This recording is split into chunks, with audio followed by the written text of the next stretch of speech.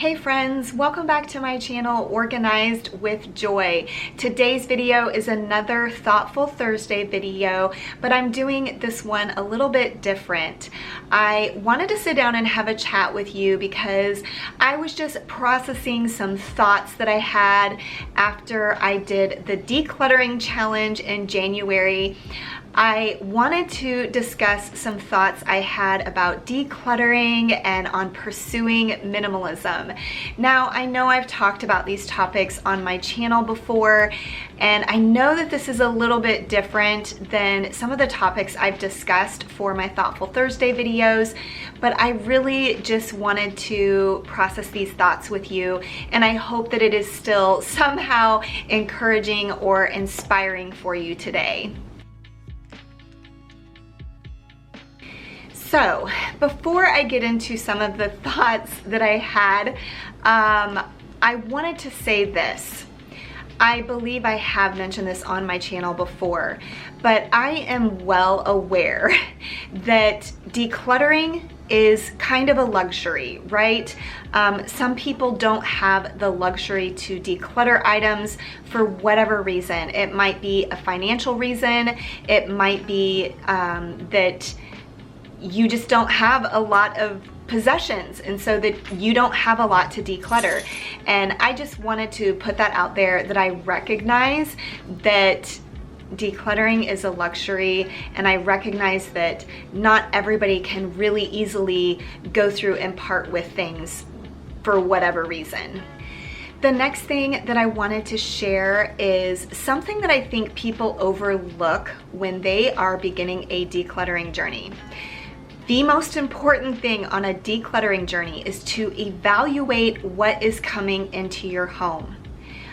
I believe we really need to slow the inflow, because otherwise it's just going to be a repetitive cycle of constantly needing to declutter. So if you are overwhelmed with your stuff, really evaluate what you're purchasing, what you are allowing to come into your home, and also recognize that things come into your home already organically, especially if you have kids.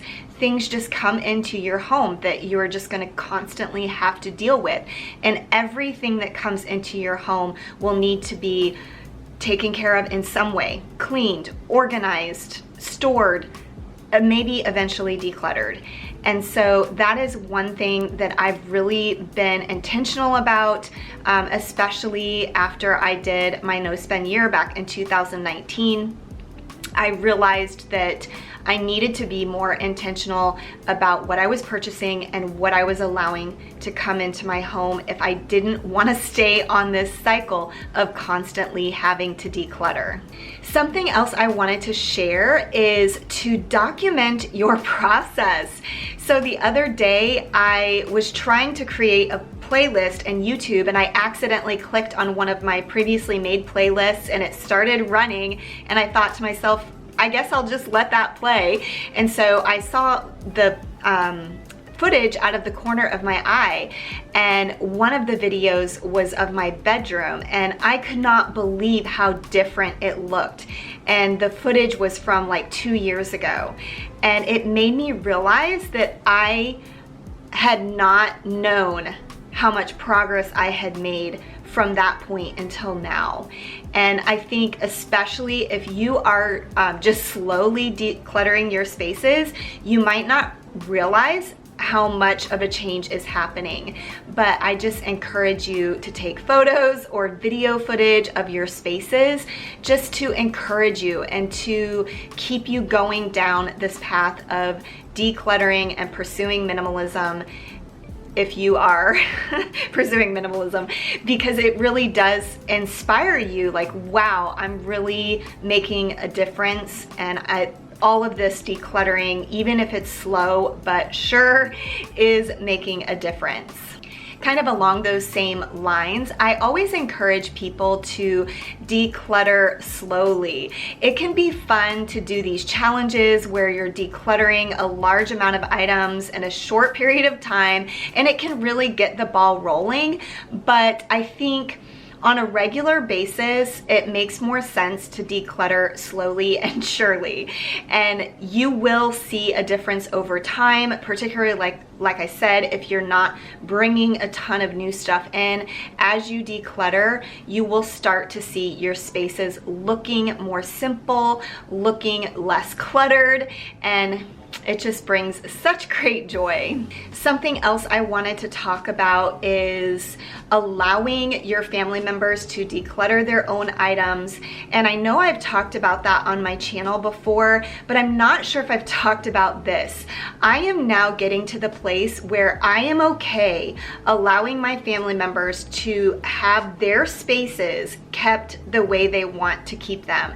I mean, granted, I do get an anxiety spike sometimes when I walk into those spaces, but like the common spaces we have in our home and my bedroom, for instance, all of those spaces feel so calming to me, and I feel like it's getting to the place where I don't see a bunch of clutter all of the time. But you know, my daughter's bedroom is her space, my son's bedroom is his space, my husband's office is his space, and I just allow them to keep those spaces the way they would like, especially since my kids are adults. And obviously my husband's an adult. I don't want to have to be taking care of their things. They are adults and they can take care of their things. Even my husband's side table, I have stopped going through his side table. I just make sure that it's able to close, and I just close it and I don't look at it, because those aren't my things, and I'm just getting to a better place, like a better mindset of just saying, you know what, it's not my stuff and I don't have to take care of it. If it is a common space, even our closet, because I walk in there, I'll sometimes straighten up my husband's side of the closet. But you know, spaces that I'm not in often, I just allow them to keep those spaces however they want to keep those spaces. Something else that I want to share is over this past weekend, I had a group of girlfriends over to celebrate one of our girlfriends' birthdays. And I actually have not had my friends over in a really long time, in part because of COVID, in part because we have this one friend that is always offering to host. She has a really nice setup, a place for us to hang out, and I just happened to host this time. And I guess my friends had not been in my home in a couple of years, and they were all making comments on the calm vibe that was in my home. And they were all just like, it feels so cozy and calm and amazing. And I guess this kind of goes along with not realizing that a change is happening around you, you know, because I've been in this process of decluttering, honestly, for more than a couple of years, probably more for like 7 or 8 years. But it was just so, what's that word? It was so validating that they noticed the calm vibe, and they all were just so thankful to have spent the evening here, and it was just an enjoyable evening. And several of them mentioned it was because of this calm vibe, and it was the lack of clutter around us. The last thing I wanted to talk about, this pink pen. That's a weird topic, right? That's a weird thing to talk about. I feel like sometimes we have things that we really love, but we don't use.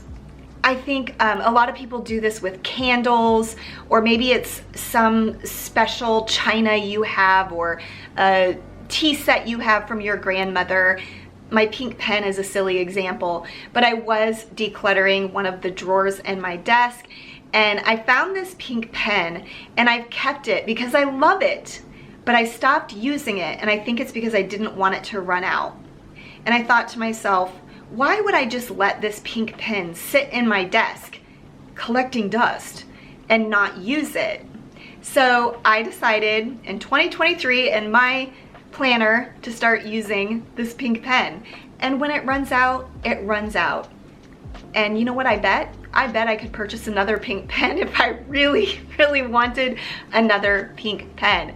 But this is just something I wanted to share, something I thought about, that we need to use the things that we want to keep and don't just keep things and not use them because we love them and we don't want to use them up.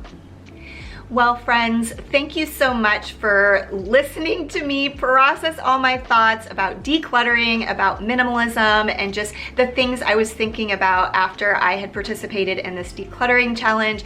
I hope that some of this resonated with you, and I hope that it was somehow encouraging or inspiring to you today.